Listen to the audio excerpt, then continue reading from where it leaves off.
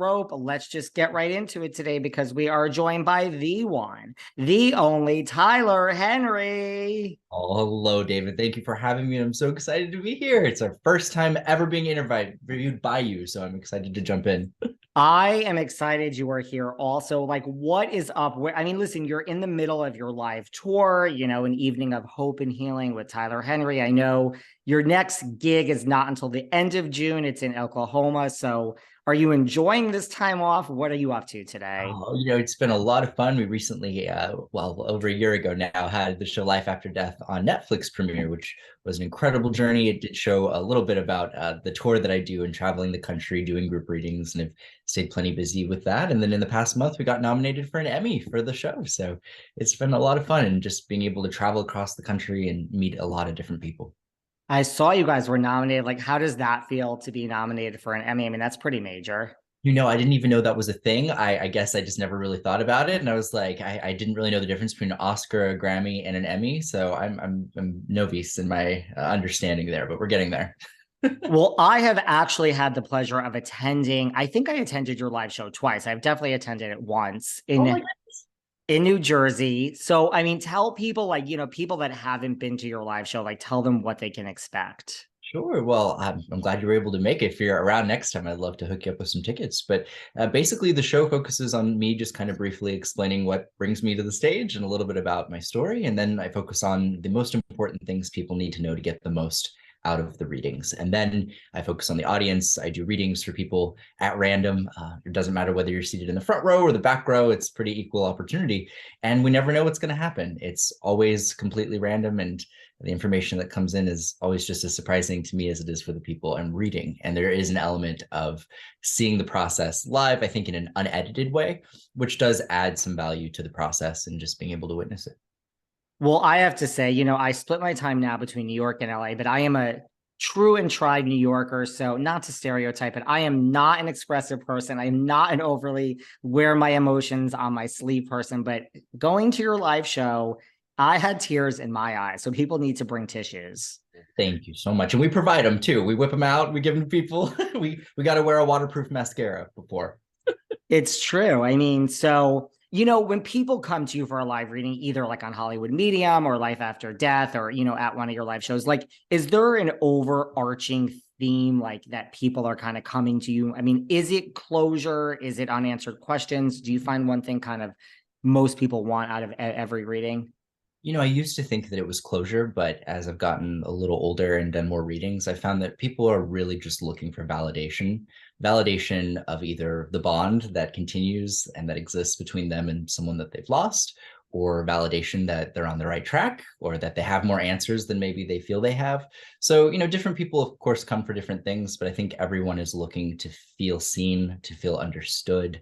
And sometimes having an objective source come in and say, you know what, you're doing better than you think, or here's, something to think about that might be able to guide you into the next step of your life. I think that that can be very helpful.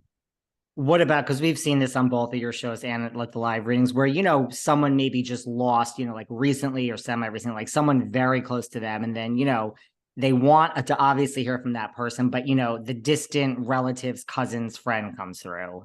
Absolutely. I have a little bit of a joke where I say, people come maybe hoping to connect with their mom, and then half the time I bring up their mother-in-law.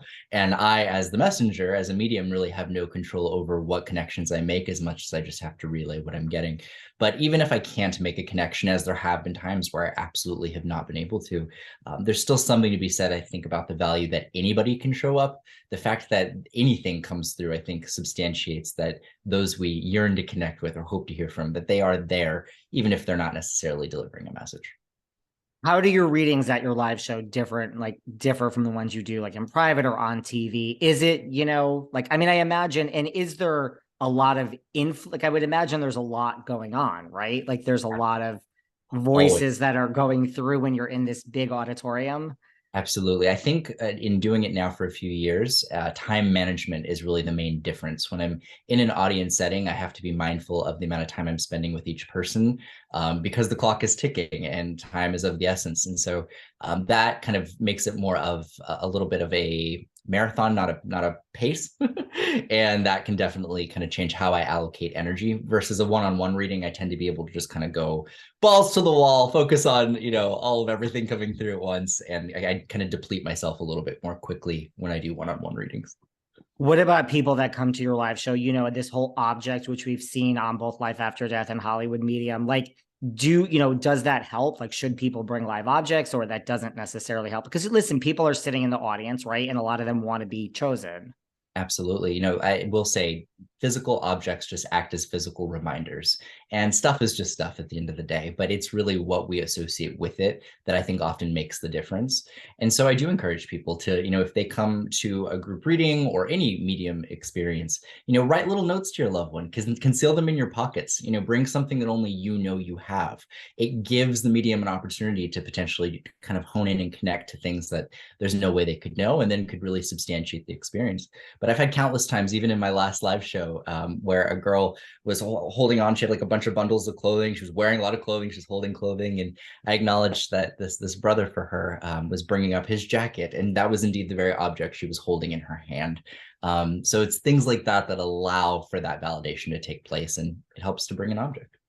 What about this happened at the show that I was at of yours, where, you stand up, you're like, it's someone, say older, it's a mother figure, and of course, everyone stands up at that point or raises their hand. And I remember, one woman was like, it's me. And you're like, it's not, I just don't feel it. And it ended up being, and she was literally very politely, but arguing back with you of like, this really is me. And you're like, it just isn't. And it turned out to be someone totally different. Like, does that happen a lot? And how do you handle that? Where someone's so certain it's them, and then you're like, it's just not. I've kind of learned to change my philosophy with that with time. I've really seen the value of synchronicity, which is meaningful coincidence. And I tell people, if you are sitting in an auditorium of 1,000 people and you're hearing a message, and that message relates to you unequivocally, and that, take that message as if it's your own, because something brought you into that seat, into that space at that time to be exposed to that message. So my belief is oftentimes, they kind of will relay messages that they know are going to affect the most amount of people possible. And it really does show how much we have in common often than what we have different, which you really see often in these group settings.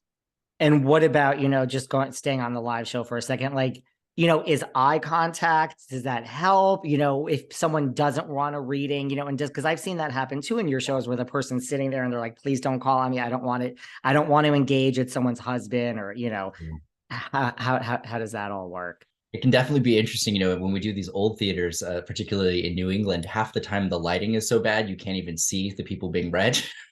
So there's often a lot of instances where I'm reading someone and I can't see the whites of their eyes. They're in the nosebleed seats, and it works out. So yeah, I find that generally receptivity does help, but it's not absolutely the most necessary thing. One thing I've noticed is that, like, in sometimes reading people who perhaps have lower expectations, maybe they're a little skeptical, they sometimes are a little easier to impress than somebody who's expecting me to bat 1,000 because they've seen all my great readings and they're like, oh, well, then he has to give me, the golden nugget that I saw on Hollywood Medium.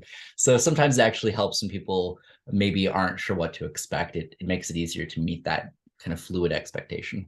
Right, where that person's sitting there and they're like, maybe I don't want it to be me, and then it is them. Exactly. What about, I read somewhere, I think I've saw in an interview, that Sarah Paulson was like kind of your first celebrity that you ever did. I mean, is the irony lost on you that she then, went on and played a medium in American Horror Story? Absolutely. It was so camp, which I could really appreciate. I feel like all mediums by default are a little campy, but that was so special for me. I was, 17 years old, and it was over the phone, and it was such a surreal moment being a fan of somebody, but to be able to connect to that human level beyond the public figure, which I think really did act as a precursor for what we saw in the over 200 celebrity readings on Hollywood Medium. We had a lot of recognizable faces, but it was really more about what was kind of underneath the face, underneath the hood, that I think people found the most valuable and the most relatable. Is that kind of how, is it like, one celebrity, them all? Was it really this great reading with Sarah Paulson, and then she told a friend and she told a friend and they were famous, and that's kind of how you ended up in that world? It was kind of one of many different avenues that I was able to kind of take.